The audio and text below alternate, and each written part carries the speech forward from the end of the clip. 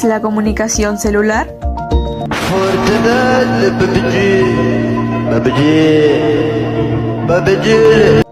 La comunicación celular, también llamada comunicación intracelular o señalización de célula a célula, es imprescindible su correcta realización, ya que es la transferencia de información de una célula a otra mediante señales directas entre ellas o mediante la emisión de una sustancia recibida por la otra célula.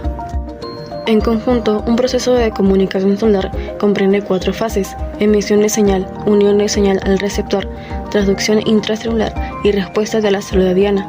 Es sumamente importante para el crecimiento y funcionamiento celular normal en tejidos, órganos, sistemas, etc., los cuales funcionan mediante señales químicas que modulan el funcionamiento intracelular y dan lugar a respuestas específicas destinadas a promover la adaptación de la totalidad del organismo en un medio ambiente cambiante. Esto tiene origen en la célula emisora, o también llamada receptora. Se denomina receptor a la molécula encargada de unirse a la molécula señal o ligando. Están los receptores de membrana o receptores intracelulares.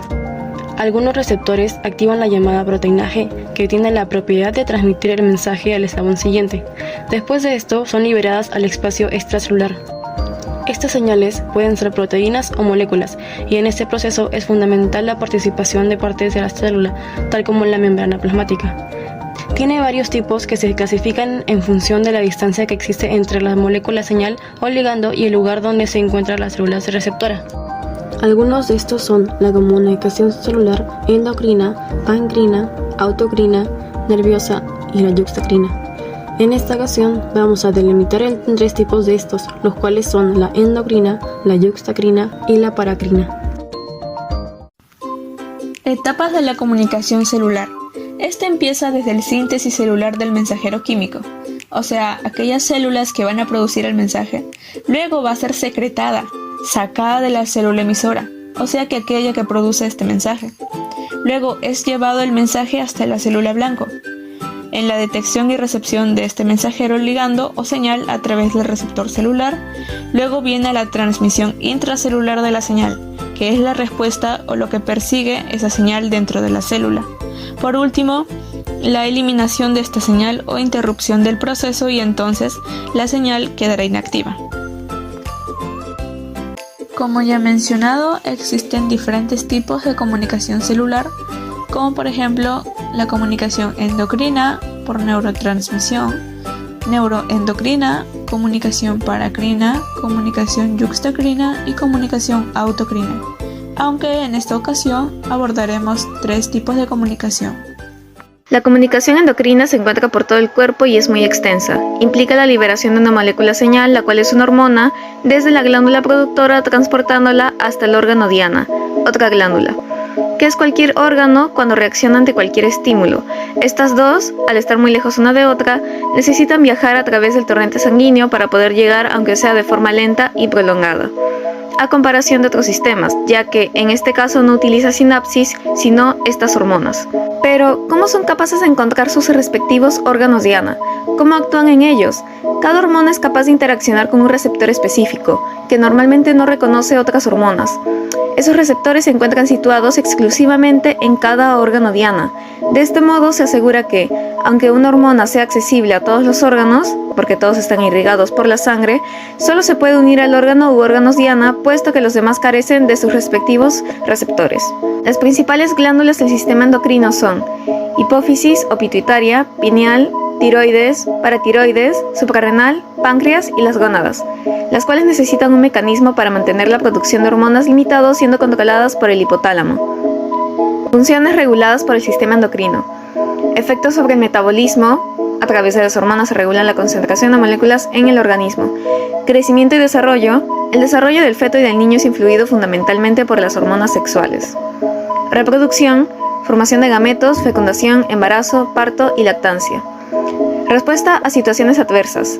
En la respuesta al estrés participan diversas hormonas producidas por la hipófisis y las glándulas suprarrenales. Mantenimiento de la homeostasis. Indica la presión sanguínea y niveles de electrolitos. Efectos sobre el sistema inmune. La comunicación entre el sistema endocrino y el sistema inmune se logra por acción de hormonas y citoquinas.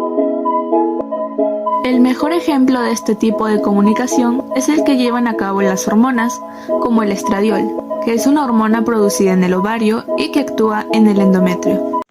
La señalización paracrina es una forma de señalización celular en la que la célula secreta una molécula de señalización que induce cambios en las células cercanas, alterando el comportamiento o la diferenciación celular.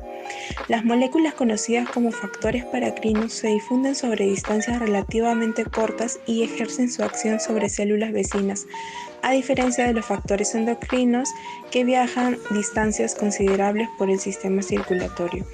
El efecto de los factores paracrinos en las células circundantes depende del gradiente de su concentración. La distancia exacta que puede viajar un factor paracrino no se conoce con certeza. Entre los ejemplos de las moléculas paracrinas se encuentran las citoquinas, el factor de crecimiento, la histamina, entre otros. Un ejemplo de este proceso sucede cuando alguien se raspa. Entonces, las células dañadas liberan histamina, que actúa como señal paracrina, pues difunde a los capilares de las áreas cercanas a la lesión y los hace más permeables a los glóbulos blancos y a los anticuerpos del plasma. Esta comunicación, también conocida como dependiente del contacto, es un proceso en el cual se necesita el contacto directo entre dos células o con la matriz extracelular. Se realiza por medio de uniones celulares o adhesión de células pluricelulares homólogas o heterólogas, similar a las células GAP. Estas células tienen la capacidad de unirse a elementos del medio externo o a otras células, debido a las fuerzas electrostáticas y otras interacciones no muy específicas.